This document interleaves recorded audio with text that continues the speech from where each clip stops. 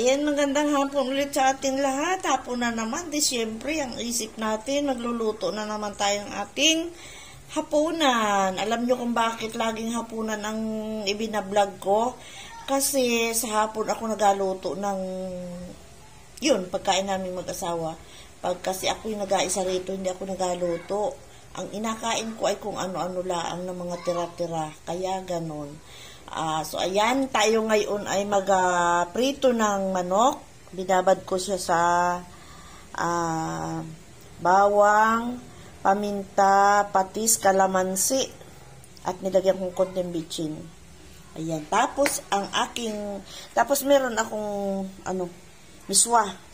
Magagawa ako ng miswa at sardinas dahil nga ay sa pagka-paborito kong pagkain itong miswa at sardinas. So, ayan ang ating hapunan. Luto time! Ayan, sa mainit na mantika ay tayo mag-umpisa na magluto dahil nga ay alas 5 na naman. Parating na ang ating magtatrabaho. Para pagdating niya, ay siya ay kakain na laang. Maghapon ko yung binabad, natalsikan ako. Maghapon ko yung binabad sa binarinate. Sa patis, kalamansi, bawang at paminta na marami. Ilagyan ko konting bitchin para may lasa.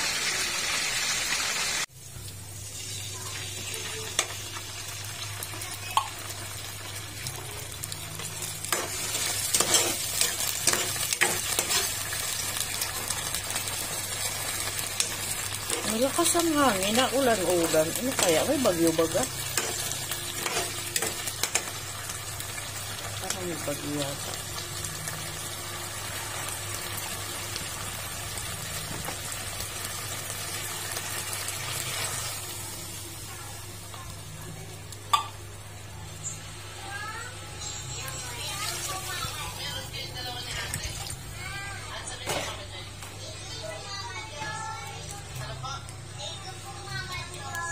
Natin paminta. Yan, pakuloy natin yan.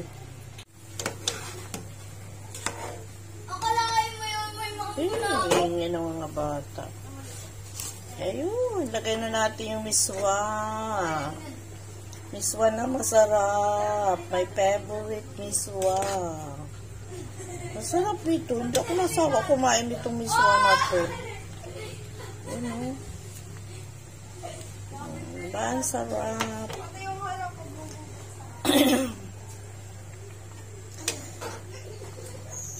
Tuwing hapon lang ako halos nagaluto at gawa nga nung ako'y sa araw, ako'y nag-aisa dito sa bahay.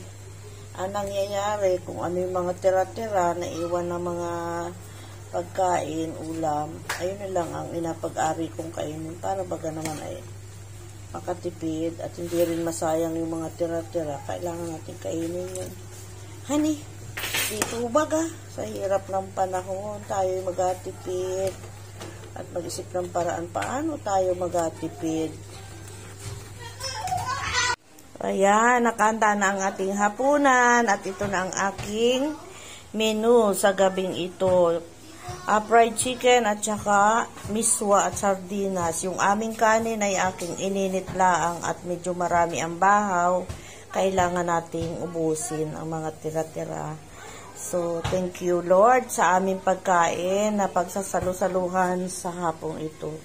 Thank you. At thank you for watching. Salamat po sa suporta ninyong lahat. Maraming salamat. See you around.